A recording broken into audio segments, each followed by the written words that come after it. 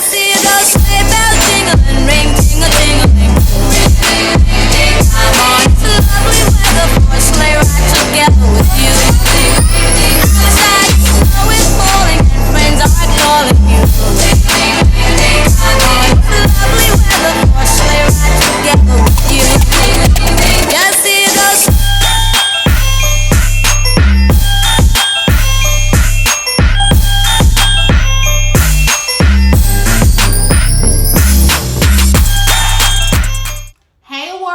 Welcome back to my channel, and if you are a new warrior, welcome. I'm Raven, and I'll be taking you all with me on my journey to conquering rheumatoid arthritis.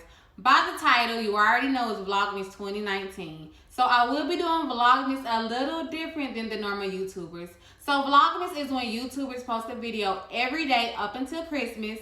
So I wasn't quite ready to start posting videos from December 1st because, you know, living with a chronic illness, we have our days, but I still wanted to participate. So I am going to post a week before Christmas, which is today, and counting down to Christmas. I do have a ton of things planned out for this year's Vlogmas.